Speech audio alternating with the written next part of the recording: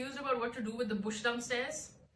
Have you tried waxing it off, tweezing it off, using some hair removal cream on it, and you're just left with some really bad results?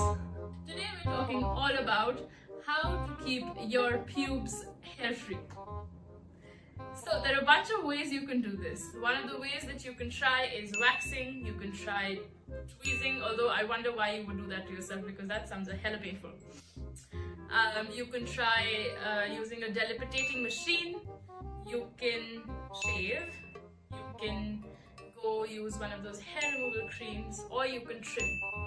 You can also get laser, but we'll touch on that later. So let's talk about all the ways that you can try and how useful they are, how bad they are. I'm going to first talk about waxing. If you are going to get your pubes waxed, make sure you're getting it done with somebody who has some experience, because a burn down there does not sound pleasant. If you go for somebody who has a certain degree of experience, they're going to make sure they don't rip the skin off, because your genital skin is much thinner than the rest of your body, so you want to be very, very careful with it. Aside from that, of course, like I mentioned, you don't want burns. After you do get waxed, make sure you wear cotton fabrics so that you don't irritate your irritated skin further, because waxing is a rather violent process. You literally pluck all the hairs out from their root. It's like beheading your hairs. So in order to, make sure you're not irritating your skin any further, make sure you're wearing soft cotton panties and nothing lacy. The other thing that we can talk about is shaving. If you are shaving, make sure you shave in the direction of the hair growth and not against it. And the same applies for your pubes. You need to shave in the direction of the hair growth, not against it. Why is this important? Is because your hair is, when you use a razor on your skin, you create small cuts. And creating these small cuts can invite bacteria inside there. Bacteria can get in there, create infections, and well, nobody wants an infection down there, or do you? Okay, so the other thing that we're going to talk about is hair removal creams. Hair removal creams in your genitals, bad idea. The reason for that is that they are made of rather strong substances, and you don't want to put them around your genitals, because remember, the skin of your genitals is thinner than the rest of your body, and also they absorb things very, very quickly into your bloodstream. So are you planning on making a cocktail of your own blood and hair removal creams? If not, avoid hair removal creams down there.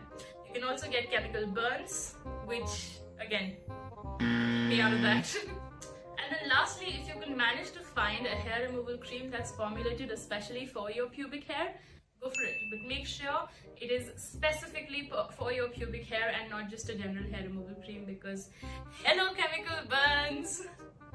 Okay, now let's talk about another method, which is trimming. And this is possibly the best option that you can do if you want to take care of your pubes.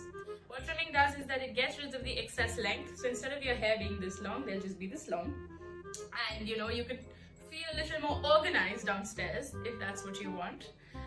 And aside from this, there are not the risks that come with shaving and waxing, the irritation to your skin, that are not there with trimming. What you do need to make sure is that you're using a nice sharp pair of scissors, because if your scissors are rusty, you'd have to go over it again and again, and you might risk cutting yourself. Make sure you use clean scissors. You do not want tetanus, and make sure your scissors are sharp, and trimming is the best possible option. Now coming to the very last point, which is that do you even need to remove your pubic hair? Does having pubic hair, does it make you unhygienic? Is it dirty? Well, the answer to that is a big factor. Having pubic hair or not having pubic hair is entirely your choice.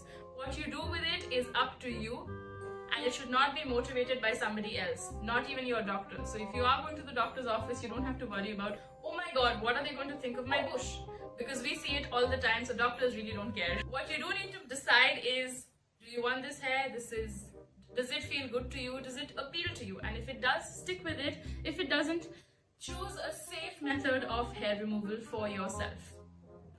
Now, the question comes in that why do we even have this hair? What is the point? The hair basically does, what it does is that it protects you from foreign invaders. So think of STIs, think of little worms that can try to get inside into your genitals. Your hair acts like a forest. It acts like a fence that traps all these foreign invaders and prevents them from getting inside you. It's a pretty good fortification system, I would say. So now that you understand what the hair does, how to remove it, how not to remove it, I hope you make a good decision about what to do with your hair and what to do with your body. And I hope you don't feel pressured into doing any of this for anybody or for any other reason. I will see you soon with another video on questions you don't know who to ask. See you the next time. Subscribe to our YouTube channel and hit the bell icon so that you don't miss any videos by us.